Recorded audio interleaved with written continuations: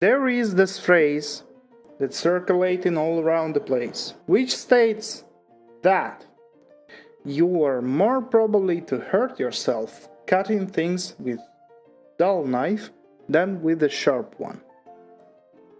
And a lot of people like made jokes about it, including bad friends like Bobby Lee and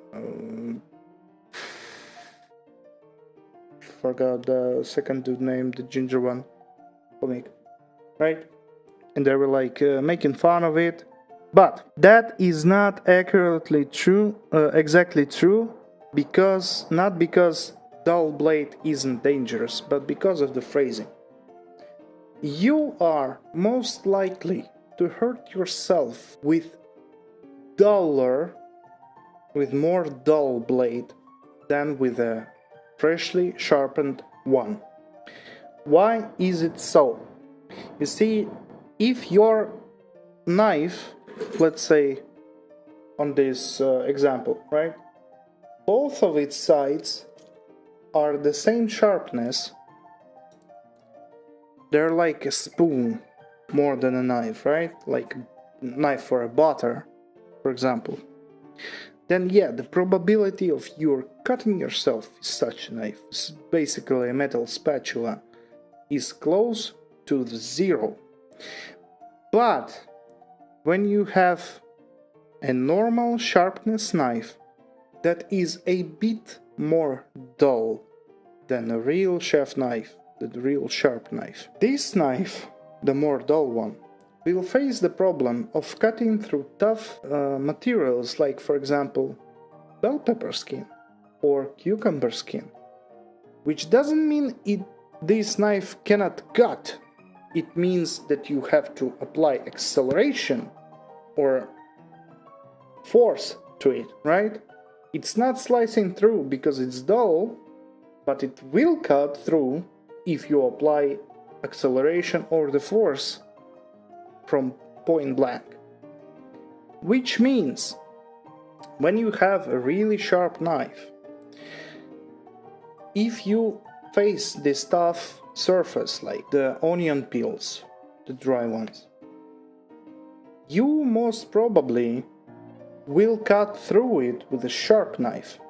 But if you have a little more dull than a sharp one, you will most probably encounter the problem that the knife will slip from the vegetable because it cannot penetrate it.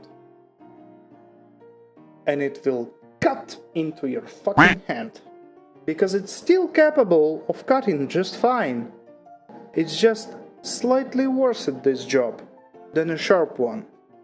That is where this phrase comes from. You are more likely to hurt yourself with a duller knife than a sharper one. Doesn't mean that you will most probably hurt yourself more with a spoon than with a chef knife or fillet knife or whatever the fuck knife the chefs use in the kitchen. It means that if your blade is not sharp enough to penetrate on the impact, there is a possibility that it will slip and it will cut your fucking head up to the bone and maybe even a little bit through it. And I had this happen to me several fucking times. From this time on, I using the iron each time I take the knife into my hand. You don't have to have like the set of fancy whetstones. It's good to have them, but you don't have to. But you have to have an iron, because one good sharpening session can last you up to 3 months, depending on what knife you are using and how good you're taking care of it with an iron. Then let's say, even if you have like Damascus knife or Japanese knife like hand forged, and it is like I don't know, laser sharpened or whatever the fuck, right?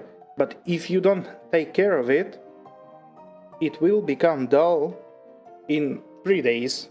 And my knife, that is like, I don't know, like $5 from the Asian store, which I have, by the way, 4 of them, right? The last one I sharpened was like, I don't know, 5 months ago. But I take care of them, and they still are pretty fucking sharp. This, by the way, here, right? I was chopping the cabbage, and I like chose an unfortunate angle, and one touch was all I had to do to cut myself.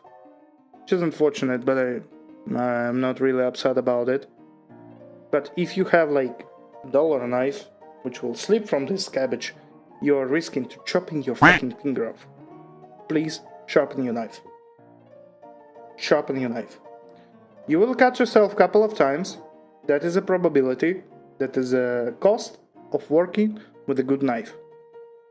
But each time you cut yourself, cooking, it's a learning experience. That's how I look at it. Stay safe, sharpen your knife, sharpen yourself. Don't work with the dull knives. It's stupid and slow, and your food will look like shit, believe me. I love you. Bye. See you next time.